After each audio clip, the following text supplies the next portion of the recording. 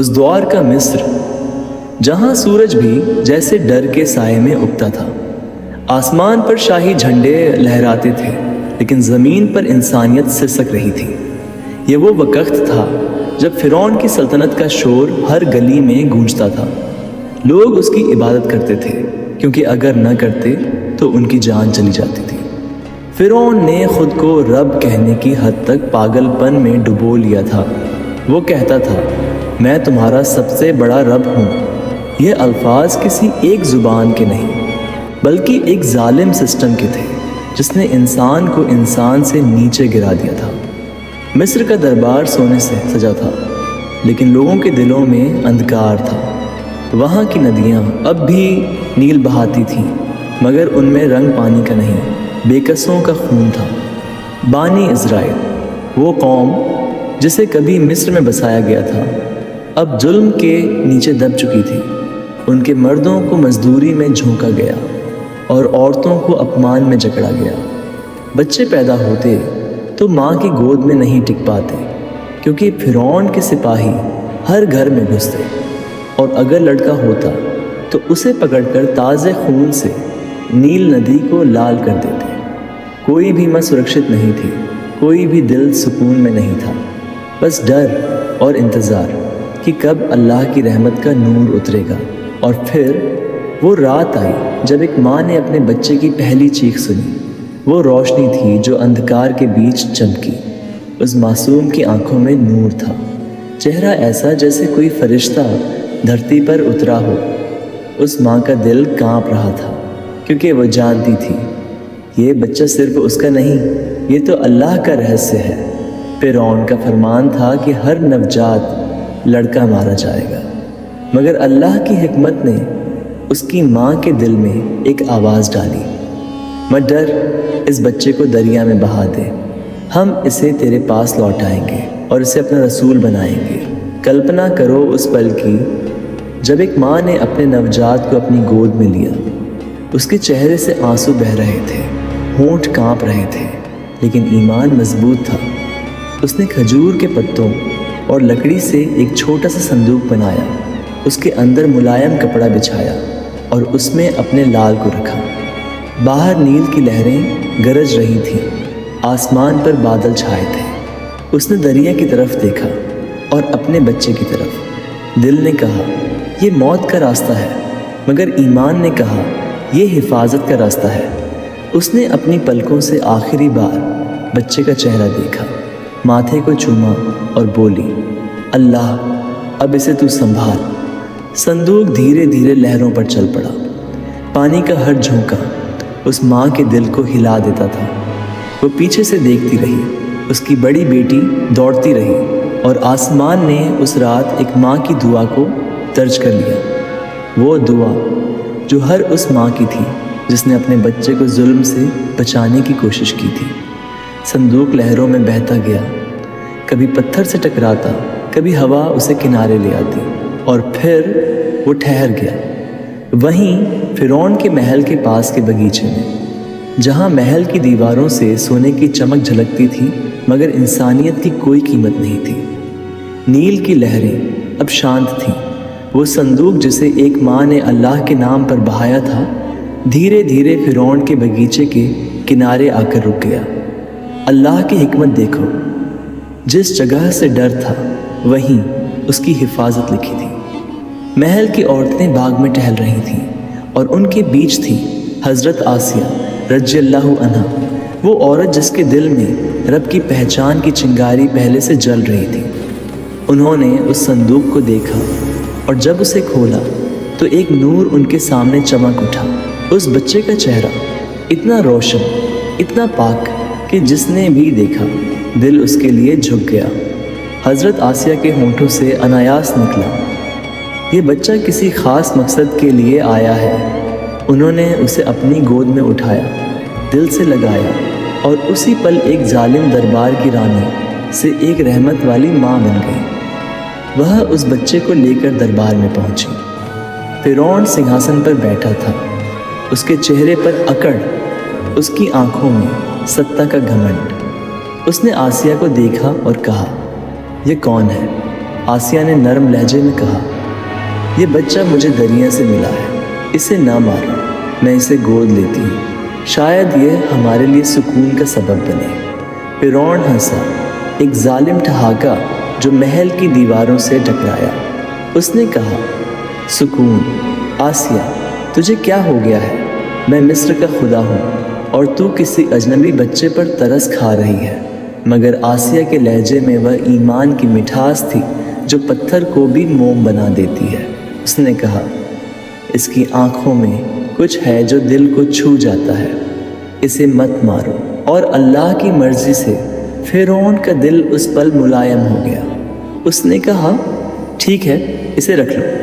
یوں ہی حضرت موسیٰ علیہ السلام کا پالن پوشن اسی محل میں شروع ہوا جہاں بچوں کی چیخیں گونجا کرتی تھیں۔ مگر اب اس محل میں ایک نور تھا جو دھیرے دھیرے پھیلنے لگا۔ لیکن موسیٰ علیہ السلام کی بھوک کسی بھی عورت کے دودھ سے مٹ نہیں رہی تھی۔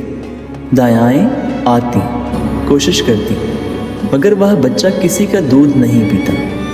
حضرت آسیہ پریشان تھی۔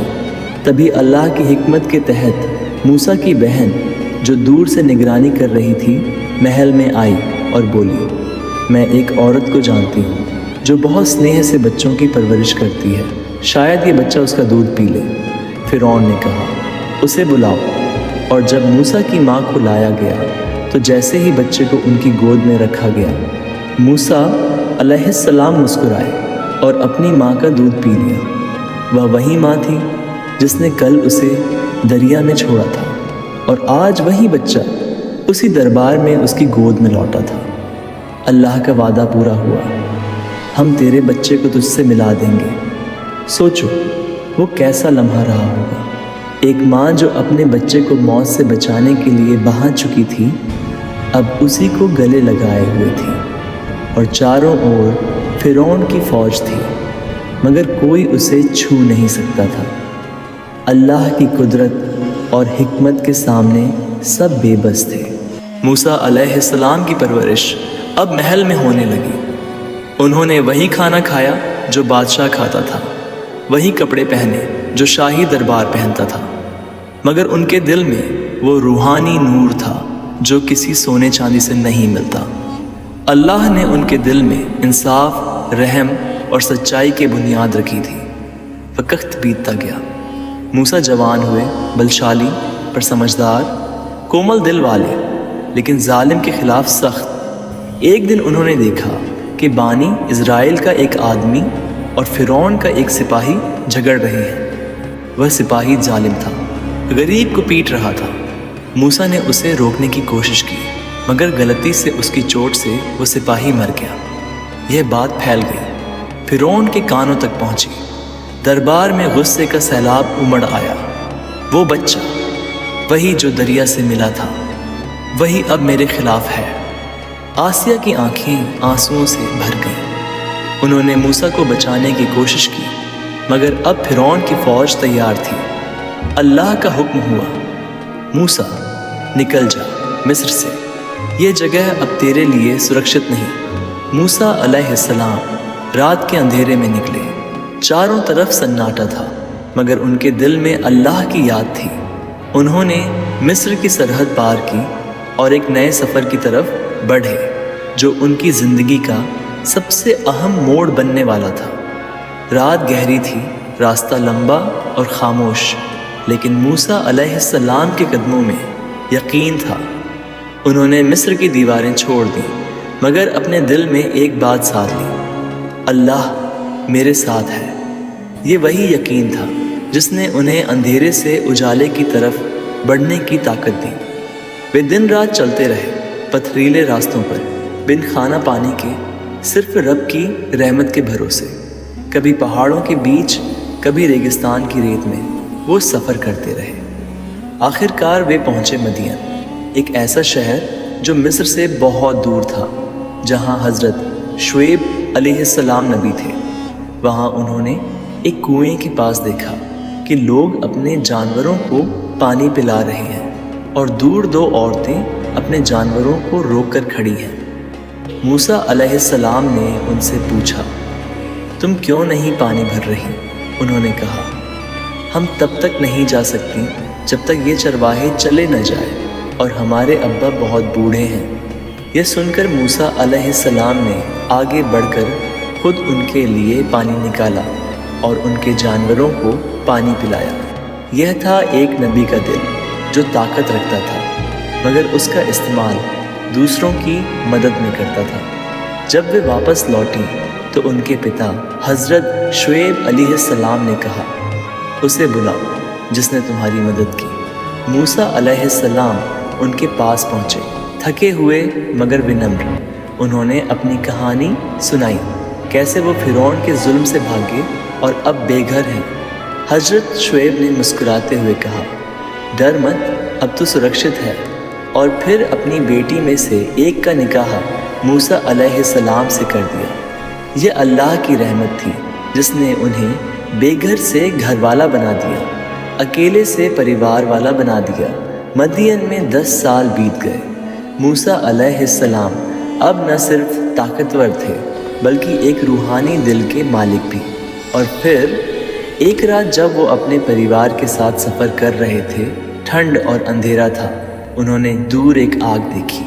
انہوں نے کہا، رکو، میں وہاں سے کچھ خبر لاتا ہوں، شاید آگ لا کر گرمی بھی ملے۔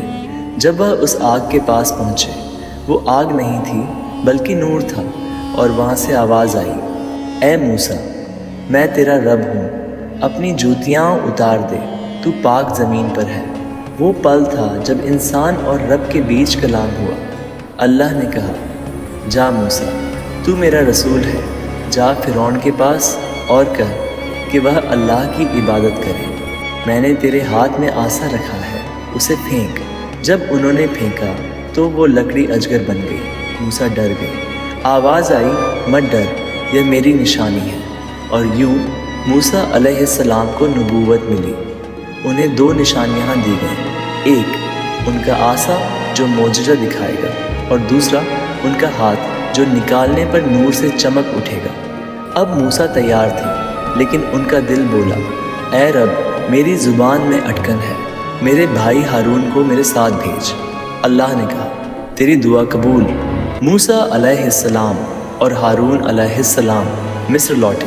فرعون کے محل میں وہی بچہ جو کبھی اس کی گود میں کھیلتا تھا، اب نبی بن کر اس کے سامنے کھڑا تھا۔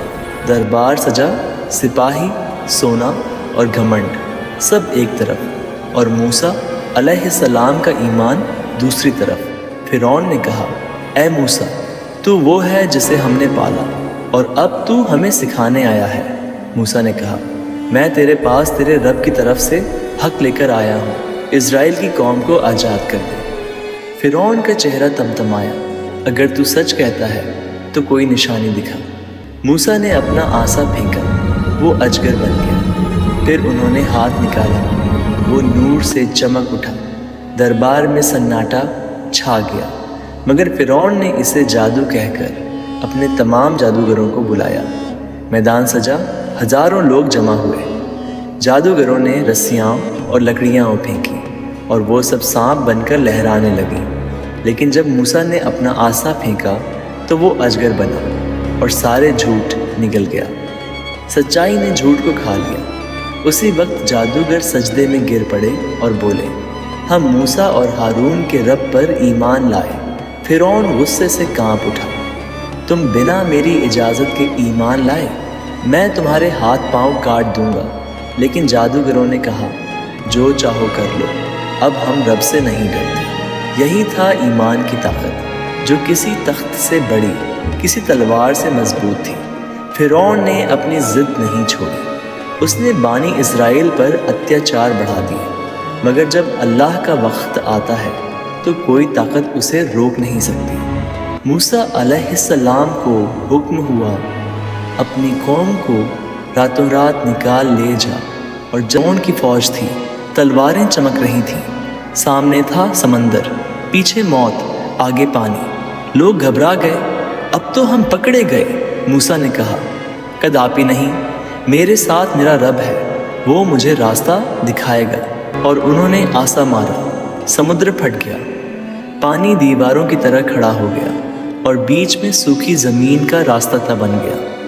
بانی اسرائیل اس راستے سے گزرے، اور جیسے ہی فرعون اپنی فوج کے ساتھ اترا، سمندر پھر سے مل گیا، وہ ڈوب گیا اور اس کی ظالم سلطنت ہمیشہ کے لیے مٹ گئی۔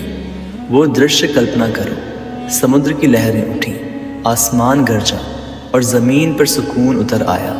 موسیٰ علیہ السلام کنارے کھڑے تھے اور ان کے ہونٹوں پر تھا الحمدللہ۔ اس پوری کہانی میں ہر لمحہ اللہ کی رحمت اور حکمت سے جڑا ہے۔ ایک ماں کی دعا، ایک بچے کی معصومیت، ایک عورت کا ایمان، ایک نبی کا صبر اور ایک ظالم کی بربادی، یہ سب ہمیں ایک ہی بات سکھاتا ہے کہ جب اللہ کسی کو اٹھانا چاہتا ہے تو پوری دنیا کی طاقت بھی اسے گرا نہیں سکتی۔ موسیٰ علیہ السلام کی کہانی صرف اتہاس نہیں بلکہ ہر اس دل کے لیے پیغام ہے جو مشکلوں میں گھرا ہو۔ جب سب دروازے بند ہوں تو آسمان کی طرف دیکھو، کیونکہ وہیں سے رحمت کا دروازہ کھلتا ہے۔ اللہ دیر کرتا ہے لیکن کبھی اندھیر نہیں کرتا۔ جو اس پر بھروسہ رکھتا ہے وہ کبھی اکیلا نہیں رہتا۔ اگر کبھی زندگی کی لہریں تمہیں ڈرائیں تو موسیٰ کی ماں کو یاد کرو، جس نے اپنے بچے کو دریا میں بہا دیا مگر یقین نہیں چھوڑا۔ اگر کبھی ظالموں کی طاقت تمہیں ہلا دے تو آسیہ کو یاد کرو، جس نے محل میں رہ کر بھی ایمان نہیں چھوڑا۔ اور اگر کبھی سب کچھ ختم ہوتا لگے تو موسیٰ کو یاد کرو، جس نے سمندر کے بیچ راستہ پایا، کیونکہ جب تو اللہ پر بھروسہ رکھتا ہے تو دریا بھی تیرا راستہ بن جاتا ہے۔